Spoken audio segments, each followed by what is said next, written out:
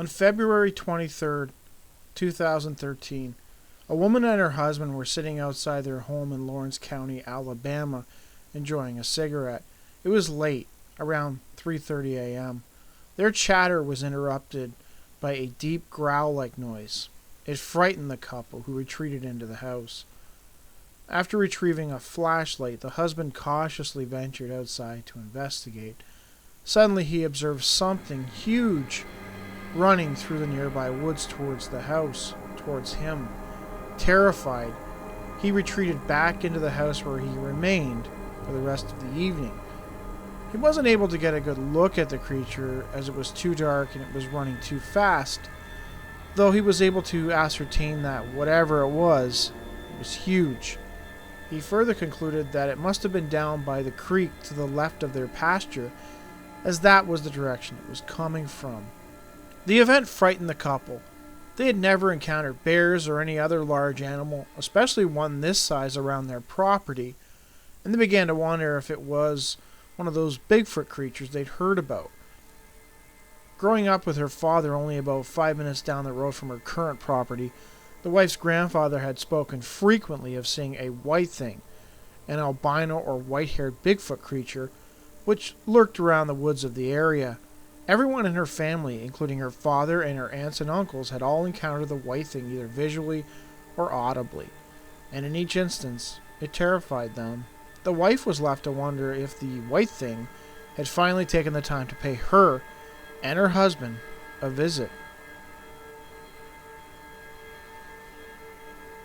On November 30th, 1991, a hunter seated in a tree stand in a swampy forested area in Limestone County, Alabama, heard something crossing the creek that led out to the swamp. It was around 6 p.m. in the evening and it was starting to get dark. He could hear the animal clear and assumed it was a deer. As he scanned the area looking for the animal, he suddenly observed the top of some big trees shaking violently. Oddly, none of the trees around them were shaking. He followed the trunk down to the base, and to his utter shock, he observed something dark-colored and huge standing there.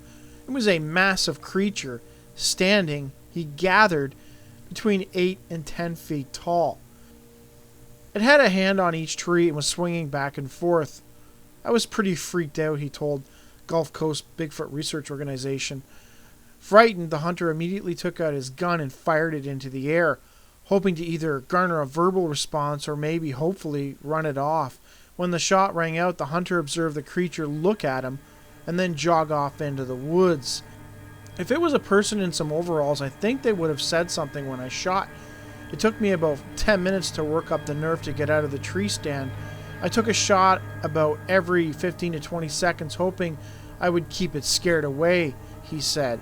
As he made his way out of the woods back to his vehicle, he believed that the creature may have been gathering something dead out of the swamp. Summing up his description of the animal, he said it this way: the creature was about 8 to 10 feet tall and as wide as a gas pump. It smelled like a real stinky wet dog that had rolled around in something dead about 30 minutes before I seen it.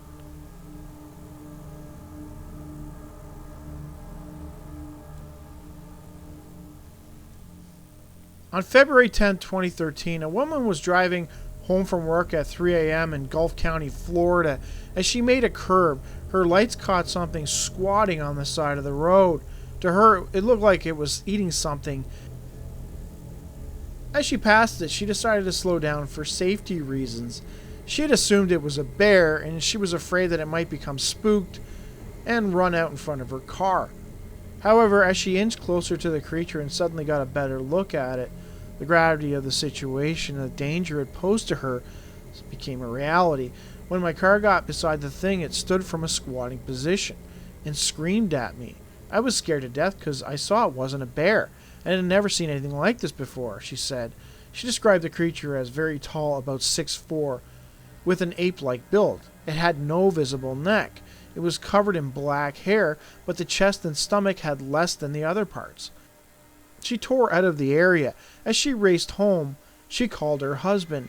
She begged him to wake up get out of bed and meet her outside their home. The thought of getting out of her car and going into the house at that time of night, alone, something she had done countless times in the past, suddenly terrified her.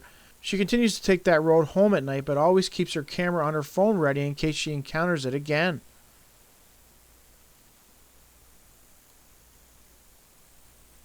On August 7, 2003, while on vacation at his lakeside camp with his family, something he had done since 1994, a man named Paul Shishis would encounter something that left him in a state of sheer fright. The camp was located near Bloomfield, Ontario, just off Lake Ontario, between East Lake and the Sandbanks Provincial Park. On the night in question, Paul was feeling restless and had decided to take a late-night shower. It was around 1 a.m., and it was a surprisingly peaceful summer night. He could hear the sounds of nature, insects and frogs. Seemingly everyone else at the camp was fast asleep. The shower stalls were located at the back of the washrooms, and he stepped out to a picnic table to have a cigarette. Suddenly, to his utter shock, something flew by him. It was not a bird, or an owl, or a bat. It was something he'd never seen before. It was a strange, snake-like creature. He guessed that it was only 6 to 7 feet away from him, about 5 to 6 feet above the ground. Due to its speed and closeness, along with one single light on a pole for illumination, helped me identify a creature not yet catalogued in this world of today, he said. To Paul, this was an extraordinary creature. It was between 2.5 to 3 feet long. Its long body was gray in color except the back end. There was brilliant white wings that carried a sound of a gyration, which sounded like a fast fan. The body looked like a broom handle stick in appearance. The diameter of the body looked about 4 to 5 inches thick. In the middle of one side of the body, he noticed a little bit of whiter marking, but they weren't legs. The two eyes were large and fish-like, or like a goose. The color of the eyes were dark, either black or brown. As the creature flew past him, Paul noticed the eyes would roll back as if watching him. After flying past him, it made a figure-8 loop and returned back in the night. The sighting lasted about 10 to 15 seconds, but it was enough to cause Paul to lose his balance and fall. He leaned against the picnic table, shaking in fear, trying desperately to comprehend what it was that just flew past him. After about 1 minute, it came back as I watched it again. This time it was further away, about 30 to 40 feet in the night. Once again, it made the same figure-8, then flew back in the same direction it came from, Paul said. From here, Paul screamed and ran into the washroom. He remained there for about 10 minutes, and even jumped in the shower briefly to clear his head. He cautiously wandered back outside and had another cigarette. The creature never came back. Over the years, Paul wondered what it was he saw that night. He attempted to find an animal that matched what he saw, but came up short. He began to go down other, more paranormal avenues looking for answers and came across the similar-looking creature known as a sky or solar fish, also known as flying rods. It resembled a snake that was straight in body and had brilliant wings gyrating at the back end for flying. I can only conclude it might have been from the serpent family, Paul noted.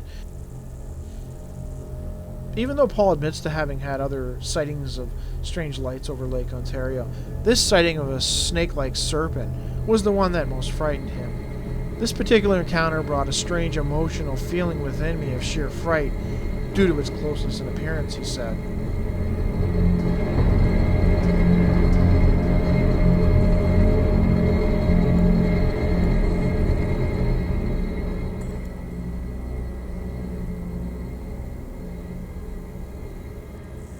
On March 11, 2013, Reese Ward, a resident of Bedworth, England, was out walking his dog Poppy at 5:30 a.m. prior to heading off for work.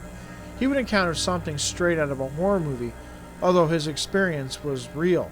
According to this article on ghostvillage.com, they were walking near a patch of woods near his home, and his dog began barking hysterically at something in the tree line.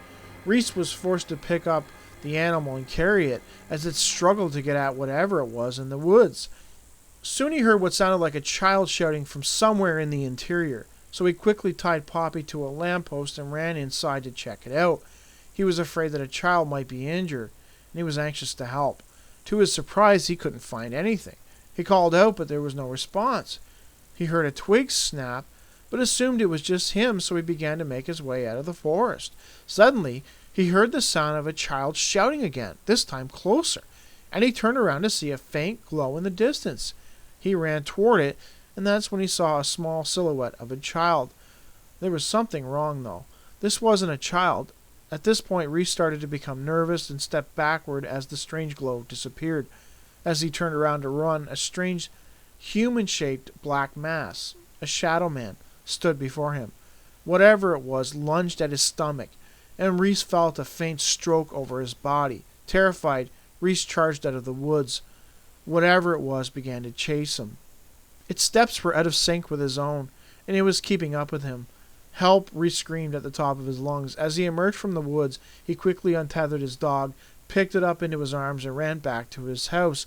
After locking the place down and shutting the windows, Reese peered out of his window and observed this black entity was standing by his car looking around. Reese ducked down under his window and attempted to manage his breathing, fearing any noise might attract this thing. Soon, his worst nightmare came true, as something stopped in front of his window. This thing, whatever it was now standing outside his window, looking inside.